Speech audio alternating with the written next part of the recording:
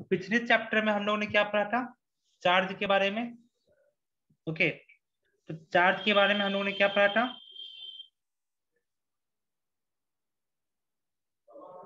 Charge का अगर velocity 0 होगा, ओके, तो 0 वेलोसिटी कहने का मतलब वो क्या हुआ? ये आ गया आपका, ये एक इलेक्ट्रिकल चीज है। ये क्या है? ये एक तरह का इलेक्ट्रिकल चीज है। और ये क्या है आपका? स्थिर है। तो स्थिर का मतलब क्या होता है? स्टैटिक। तो जब चार्ज आपका उसका वेलोसिटी 0 होगा, तो चार्ज का वेलोसिटी 0 होगा, तब इसके बारे में हम लोग पढ़ेंगे। उसका ब्रांच का नाम क्या होगा? इलेक्ट्रोस्टैटिक्स। और इलेक्ट्रोस्टैटिक्स में हमने किसके बारे में पढ़ा था? इलेक्ट्रिक फील्ड के बारे में।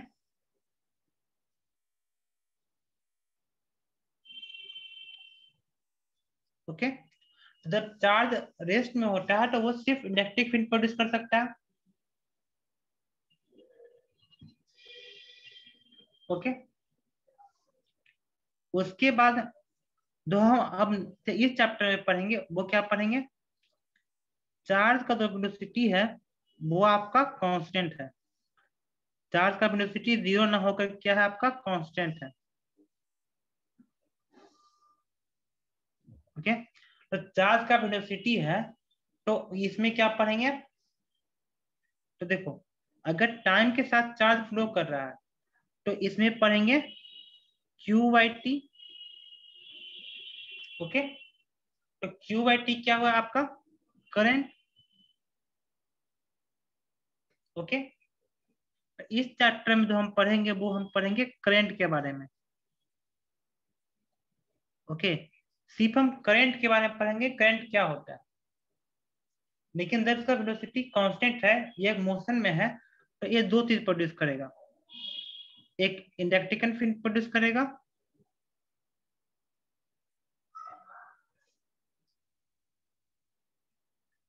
और एक मैग्नेटिक फील्ड प्रोड्यूस करेगा।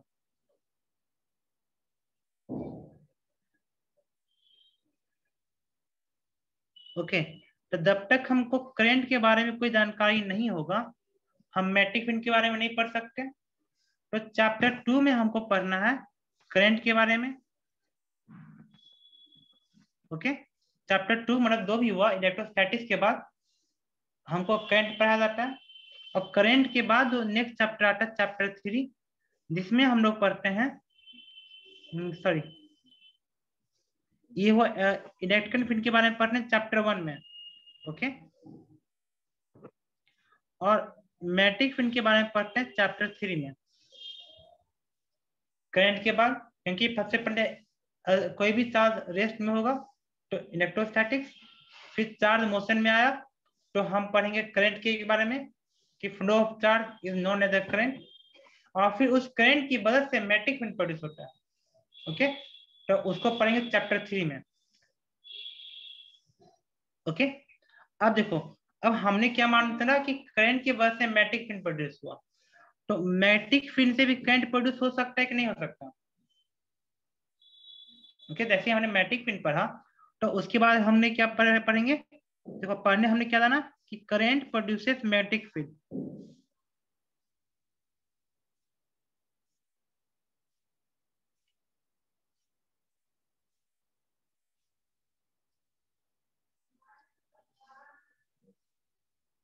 ओके, तो हमको ये भी तो साबित करना है कि magnetic field also produces current.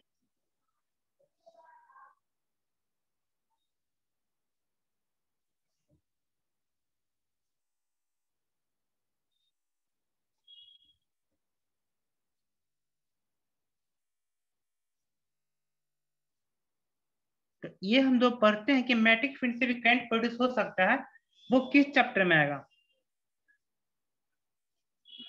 Electromagnetic induction.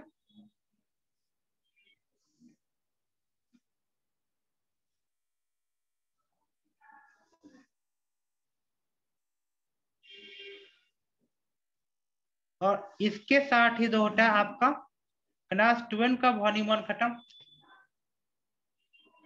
Okay, तो आपका जो है एक अध्याय खत्म हो जाता है, क्लास 12 का एक बुक खत्म हो गया, उसका मैक्सिमम पोर्शन। ओके, तो अभी तक हमने सारांश में क्या क्या जाना कि हमें क्या क्या पढ़ना है और कितना जानकारी प्राप्त कर लेंगे तो हमारा जो है क्लास 12 का वॉल्यूम 1 खत्म हो जाएगा, क्योंकि सारा चैप्टर क्या है, एक दूसरे से इंटरकनेक्टेड है। ओके, तो सबसे पहले हमने क्या जाना कि हमको पढ़ना है इलेक्ट्रोस्टैटिक फील्ड, जो अभी भी खत्म किए हैं,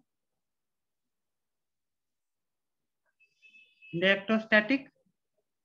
दूसरा चैप्टर क्या है हमारा, करेंट। तीसरा चैप्टर क्या है हमारा, मैग्नेटिक फील्ड।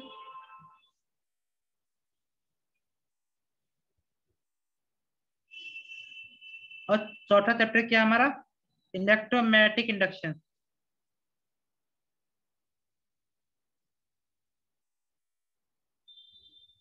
ओके, तो ये जितने भी चैप्टर हम पढ़ेंगे सब क्या होगा, एक दूसरे से इंटरकनेक्टेड होगा। ओके, तो ये हो गया क्या हमारा रोड मैप। तो मैंने आपका रोड मैप सेट कर दिया, और आपका नीट के एग्जाम में जो है कितना दिन बाकी है, जून या जुलाई में एग्जाम होगा। ओके, जून या जुलाई में नीट का एग्जाम होगा, तो आपके पास इनफ टाइम है कि आप जो है आप इस तरह से पढ़ेंगे तो आपका जो है आराम से निकल सकता है, अगर आपने मिनट किया तो और रेगुलर क्लास किया तो। ओके, अगर रेगुलरिटी ना होगा तो कहीं भी जाइएगा नहीं हो पाएगा, डिस्ट्रैक्शन हर जगह होता है, आप फोकस करने वाला हर जगह होता है। हम इंस्टाग्राम चला रहे थे, तो एक आया था, मेमी आया था, उसमें लिखा हुआ था कि आईएएस का बेटा बना रिक्शा वाला। ठीक है, अगर रिक्शा वाला का बेटा अगर आईएएस बनता है तो खुशी मिलता है, लेकिन अगर आईएएस का बेटा बनता है रिक्शा वाला तो क्या होगा, ये हंसने वाली बात है। ओके, उसी तरह से किसी के पिताजी दुकान चलाते होंगे, किसी के कुछ भी करते होंगे प्राइवेट का, तो अगर उसका बेटा को डॉक्टर बनेगा ना, पेपर में अच्छा सुनने को लगता है। अब देखो, जैसे ही हमारा इतना सारा चीज खत्म होगा तो एक आता एसिड। अभी जितना चीज मैंने पढ़ा वो किसका, डायरेक्ट करंट पे मैंने बात की थी, और एक चैप्टर है एसी, तो इसके साथ on the portion of the volume खत्म। एसी मतलब अल्टरनेटिंग करंट। तो अब हम चैप्टर स्टार्ट करें क्या।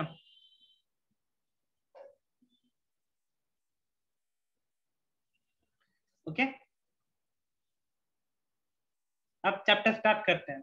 देखिए, हम समझते हैं कि आपका दिमाग में एक रोड मैप तैयार हो गया कि हमें क्या पढ़ना है और क्या करना है। ओके, तो रोड मैप इज कंप्लीटेड, और नाउ स्टार्ट द चैप्टर। ठीक है, अच्छा, एक चीज और बताना भूल गए थे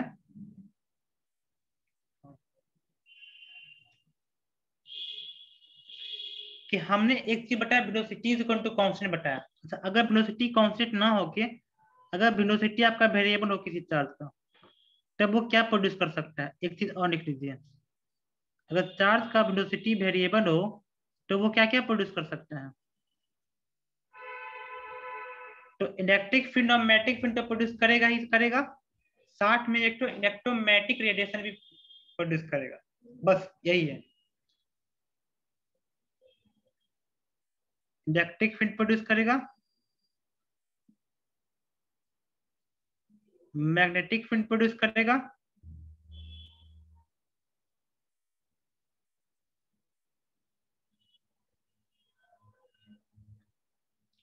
और इलेक्ट्रोमैग्नेटिक रेडिएशन प्रोड्यूस करेगा।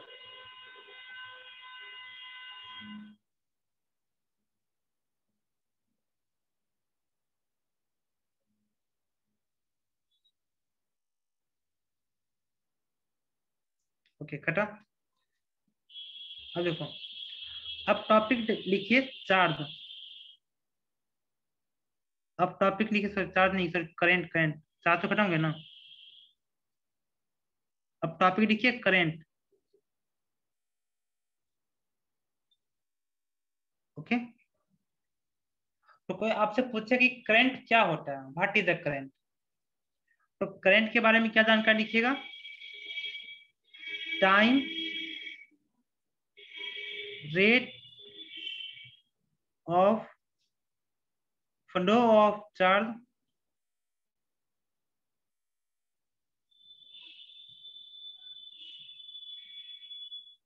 is called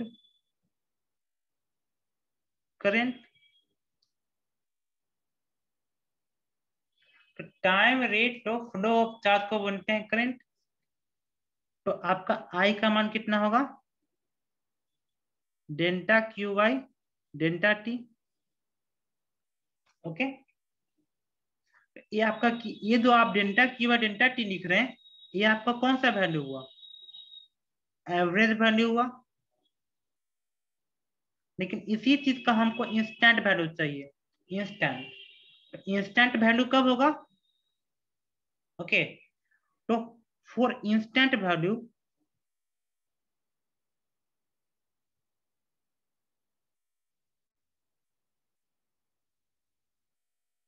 डेल्टा टी क्या होना चाहिए? Limit to be zero,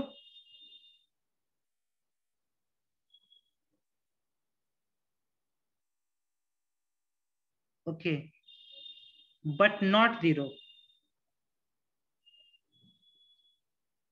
okay, और इसको अगर हम हिंदी की भाषा में समझें कि इंस्टेंट वैल्यू क्या हुआ आपका? क्षण भर का वैल्यू, क्षण भर का, कि वो जिस क्षण में आप पूछ रहे हैं उस क्षण में बेटा आपका वैल्यू कितना हुआ। ओके, क्षण भर का करंट। तो क्षण भर का करंट हमारा जो होगा वो कितना होगा? मतलब delta Q by delta T को हम जो है लिमिट टू जीरो कर देंगे, तो हमारा क्या हो जाएगा? ये D Q by D T. Okay, ये हुआ हमारा करंट का मान। ठीक है, तो हमने थ्योरी में पढ़ लिया कि करंट होता है delta Q by delta T चाहे D Q by D T. लेकिन यही चीज को हम जो है अब समझेंगे नहीं, सिर्फ मेरे कहने से नहीं समझिएगा कि मैंने तो बताया और आप समझ गए, आप किसी को ही पूछेगा जवाब दे देगा। लेकिन इसका जो एप्लीकेशन है एग्जाम में कैसे पूछेगा, इसका आंसर कैसे बनाएंगे, क्वेश्चन किस टाइप का होगा? तो देखो, ये जो बता रहे हैं वो सिर्फ डेमो क्वेश्चन है, उससे थोड़ी ये क्वेश्चन एग्जाम में थोड़ी पूछेगा, पूरा समझाने के लिए बता रहे हैं। लेकिन जो पूछेगा उसके लिए क्या करेंगे? इनका मॉडर्न का क्वेश्चन, प्रीवियस का क्वेश्चन, वो सब करेंगे ना, तो हमें एक आइडिया मिलेगा कि किस तरह क्वेश्चन पूछेगा। लेकिन एक हम आपको एक ओवरव्यू देते हैं। देखो, एग्जाम में देगा कि आई का मान है 2 एम्पियर। ठीक, सॉरी, आई का मान है 2 एम्पियर नहीं, हम पाए थे ना, एक मेरे को चार्ज का मान है कितना हमारा? 5 कूलम।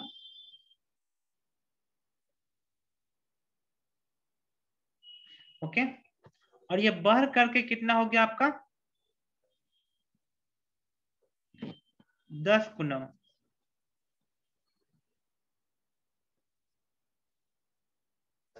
और कितना टाइम में? In time 2 second. Okay, find value of current in ampere.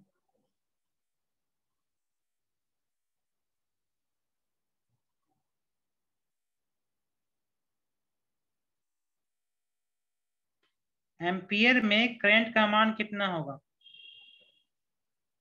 Okay, तो 5 कूलम से 10 कूलम हो गया 2 सेकेंड में। तो इसका मान हम लोग कैसे लिखेंगे? I is equal to delta Q by delta T. 10 में से 5 गया, डिवाइड बाय 2, 5/2, हमारा आंसर हो गया 2.5 एम्पियर। ओके, ये हुआ हमारा कितना एवरेज वैल्यू आया इसका।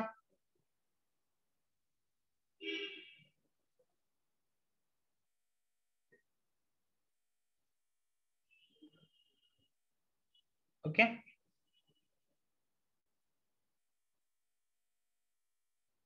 अब नेक्स्ट क्वेश्चन पे आते हैं। आपका दिया हो रहेगा Q is equal to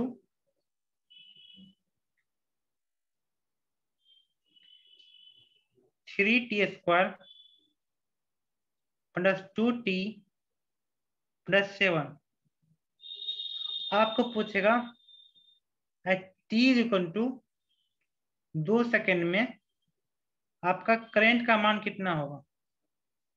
okay, तो ये हो गया आपका कौन सा वैल्यू, ये आपका हुआ इंस्टेंट वैल्यू वाला स्टोरी। तो जो इंस्टेंट करंट का बात करेगा तो ऐसा क्वेश्चन रहेगा, और जब एवरेज करंट का बात करेगा तो क्वेश्चन वैसा देगा। जो क्वेश्चन नंबर 1 में अभी सीखे हैं, तो इसका आंसर कितना होगा हमारा, करंट का मान dq/dt। और डिफरेंशिएशन सबको पता है ना, t² का होगा 2t, तो 3t² को डिफरेंशिएट करेंगे तो हमारा मान कितना होगा 60। 2t को डिफरेंशिएट करेंगे तो हमारा मान कितना होगा 2, और 7 कांस्टेंट है तो उसको डिफरेंशिएट करेंगे तो उसका मान होगा 0। अब क्या करो, t के जगह पे 2 पुट कर दो, 6 इंटू 2 प्लस 2, हमारा मान कितना होगा 6 दूनी 12, 12 दू 14, 14 एम्पियर। ओके, तो किसी को भी हमारा जो है करंट में कोई दिक्कत है,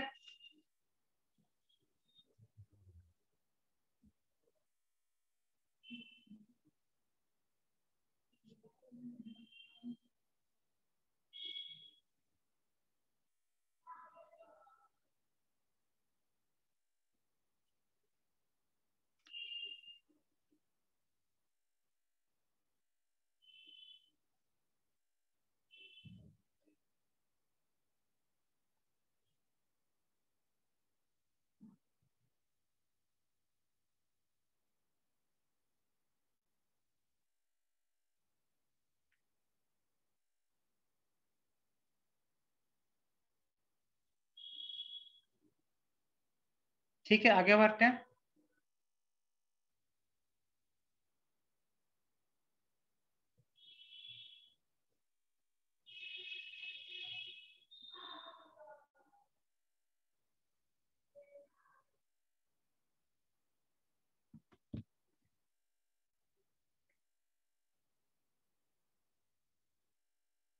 ओके,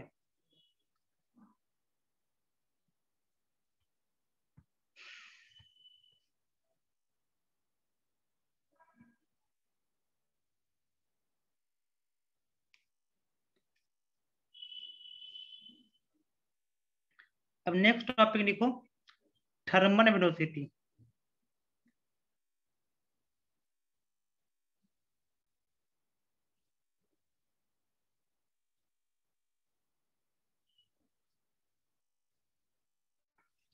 ओके,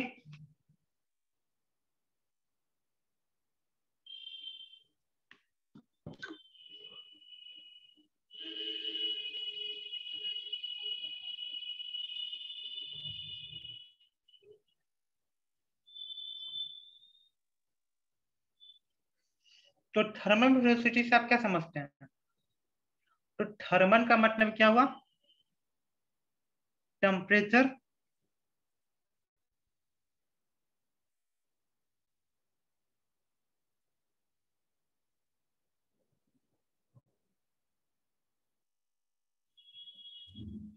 और वेलोसिटी का मतलब हुआ मतलब कोई भी स्पीड। ओके, थर्मल का मतलब हुआ टेम्परेचर और वेलोसिटी का मतलब हुआ स्पीड। तो कोई ऐसा स्पीड जो कि हमारा टेम्परेचर से रिलेटेड है। ओके, तो अगर हमारे पास कोई कंडक्टर है, ठीक है, और उस कंडक्टर को हमने हीट किया,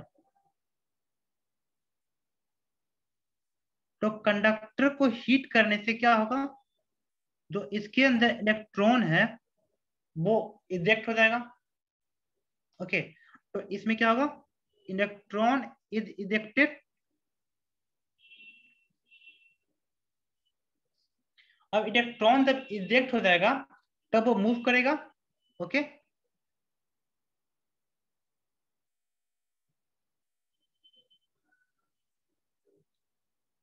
इट विल मूव रैंडमली, और जब रैंडमली मूव करेगा तो रैंडमली कोलाइड भी करेगा।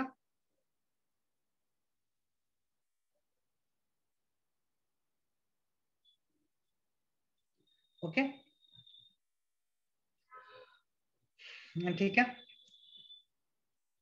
तो देखो, अगर जो है रैंडमली मूव करेगा तो इसके कारण क्या होगा, तो इलेक्ट्रॉन क्या है आपका, एक तरह का चार्ज है, तो इलेक्ट्रॉन इज द चार्ज,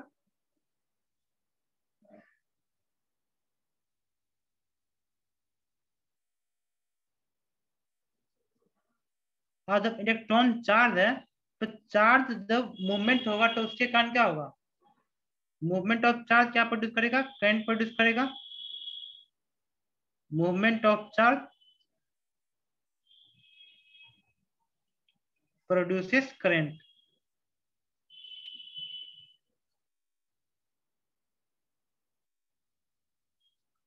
और इस करंट को क्या बोलेंगे, तो एक टेम्परेचर की वजह से करंट हुआ, तो इसको बोलेंगे क्या, thermal current. This is called thermal current.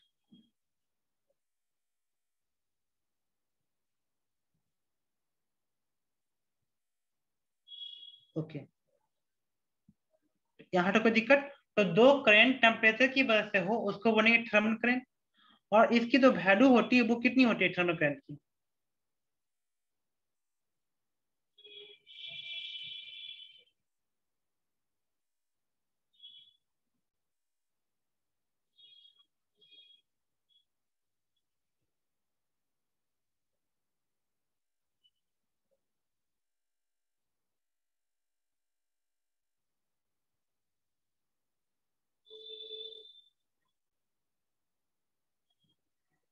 किसी को पता है इसका एवरेज वैल्यू कितना होता है, देखो अभी तो हमने क्या पढ़ा, थर्मल करंट पढ़ा, तो देखो एक चीज में पूछेगा थर्मल वेलोसिटी और थर्मल स्पीड। देखो स्पीड से आप क्या समझते हैं, ये स्कैलर क्वांटिटी है कि वेक्टर क्वांटिटी है, और वेलोसिटी क्या है आपका, स्कैलर क्वांटिटी की वेक्टर क्वांटिटी है।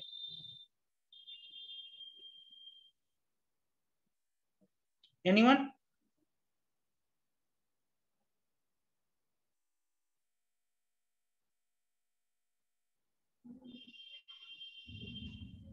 देखो वेलोसिटी जो हुआ आपका वेक्टर क्वांटिटी है, ओके, और speed is the scalar quantity.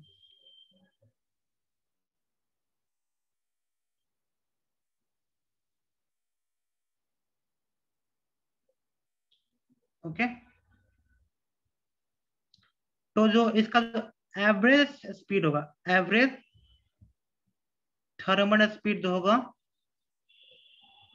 वो आपका नन जीरो होगा, मतलब जीरो नहीं होगा। और जो एवरेज थर्मल वेलोसिटी होगा वो कितना होगा आपका, जीरो होगा। ओके, इसका जो एवरेज वेलोसिटी कितना होगा, जीरो होगा। यहाँ अपनी average thermal velocity is zero. और इसका एवरेज वैल्यू निकालेंगे वो कितना होगा आपका, v1 plus v2 plus v3 divided by n। तो इसको बोलते हैं एवरेज थर्मल वेलोसिटी। और इसका जो ऑर्डर होता है वो कितना होता है, मतलब किस ऑर्डर में रहेगा, 10 पे पावर 5, 10 पे पावर माइनस 5, 10 पे पावर 4, 10 पे पावर माइनस 4, कितना होता है। इसका जो एवरेज वैल्यू जो होता है, average thermal speed is in range of 10 पे पावर 5 मीटर पर second. Okay, average thermal speed जो होता है वो होता है 10 पे पावर 5 मीटर पर सेकेंड। ओके, तो ये बात को हमेशा याद रखना, क्योंकि ये नीट में क्वेश्चन पूछा जा सकता है। क्योंकि एक आपका एक होता है, इसके बाद थर्मल स्पीड के बाद पढ़ेंगे हम लोग ड्रिप वेलोसिटी। ओके, तो ड्रिप वेलोसिटी के दो हम पढ़ेंगे अभी, उसका जो वैल्यू होता है आपका 10⁻⁻4 मीटर पर सेकेंड। और क्वेश्चन में आपसे एक बार नहीं, 2 बार नहीं, कई बार पूछा जा चुका है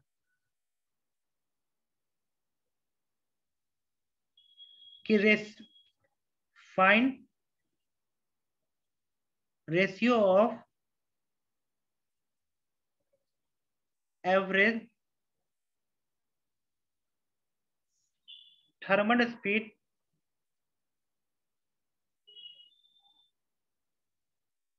एंड ड्रिफ्ट वेलोसिटी।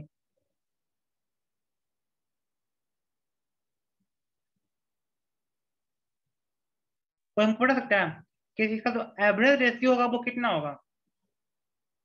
एनीवन?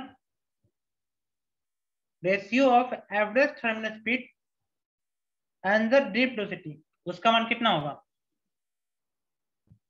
देखो, थर्मल स्पीड की बात करें तो उसका कितना था हमारा 10⁵ और ड्रिफ्ट वेलोसिटी का कितना है हमारा 10⁻⁻4।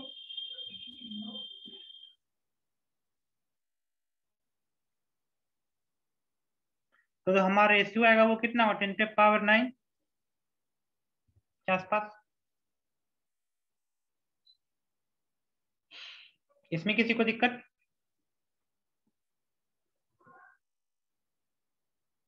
आगे बढ़ते हैं। तो हमारा ड्रिफ्ट वेलोसिटी के बारे में आगे पढ़ेंगे क्या होता है, ठीक है। उससे पहले समझते हैं करंट डेंसिटी, ठीक है। हमारा एक करंट डेंसिटी छूट गया था, तो अभी का टॉपिक लिखिए क्या, करंट डेंसिटी।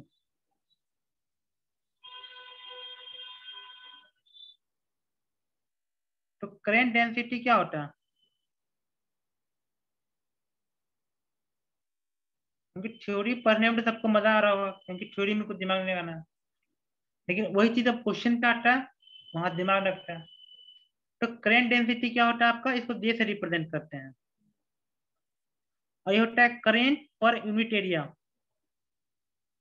ये क्या होता है, करंट पर यूनिट एरिया को बनते हैं आपका करंट डेंसिटी। और ये जो होता है आपका एक वेक्टर क्वांटिटी होता है,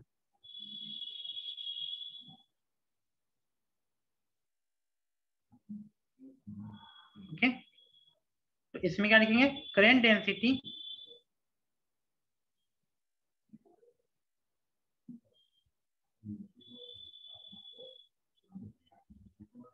is a vector quantity.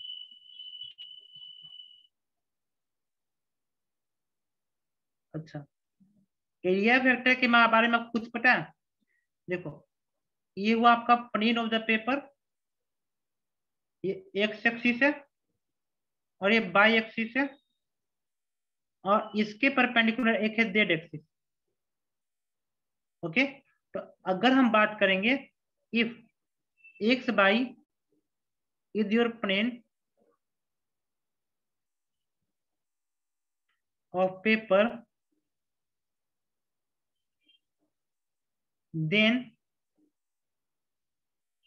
Area vector किधर होगा? Area vector is along Z axis. ये बात किसको नहीं पता था कि अगर एक्स बाई दोटा आपका प्लेन हुआ तो जेड एक्सिस के तरफ आपका एरिया वेक्टर होगा, क्योंकि एरिया वेक्टर क्या होता है आपका, प्लेन ऑफ द पेपर का हमेशा परपेंडिकुलर होता है, okay. Area vector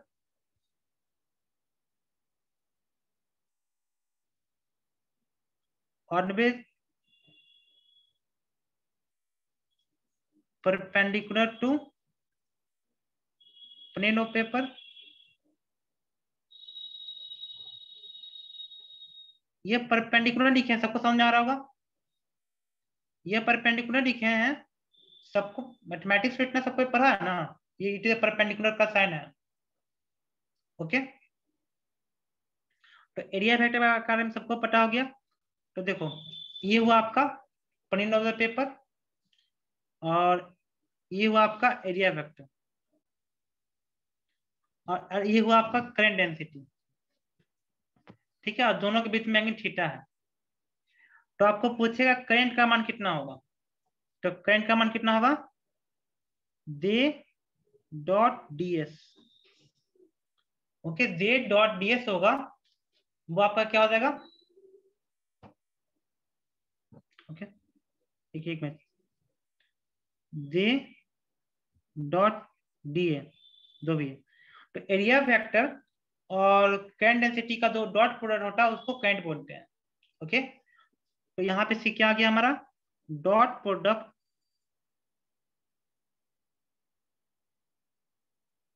of current density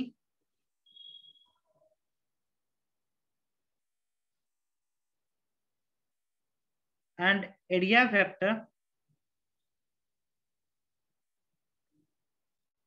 gives current. Okay, ये फॉर्मूला भी बहुत इंपॉर्टेंट है।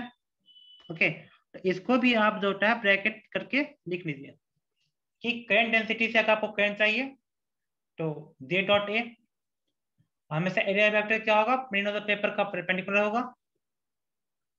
ओके, तो बताओ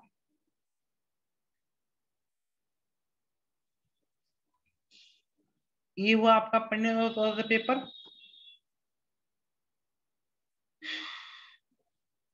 ये हुआ आपका करंट डेंसिटी, ये हुआ आपका एरिया वेक्टर। तो बताओ हमारा करंट का मान कितना होगा, एनीवन। अगर एक से सिस्टम, ये हुआ आपका कौन सा,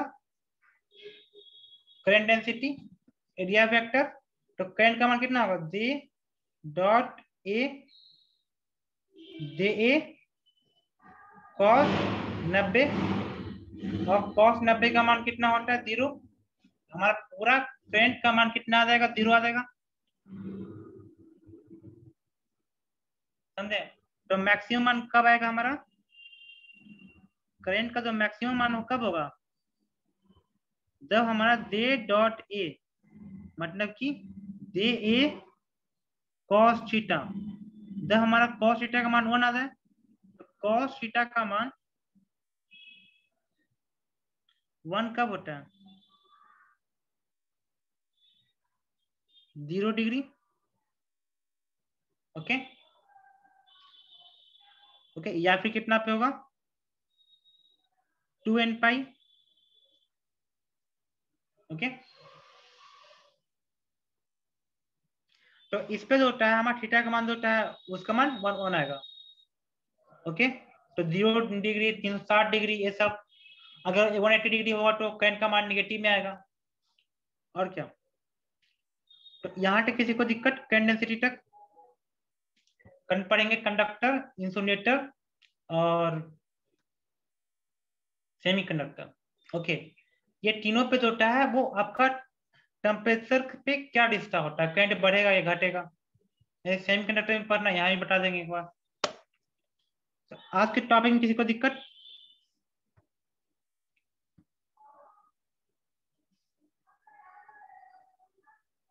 नो, किसी को दिक्कत नहीं है,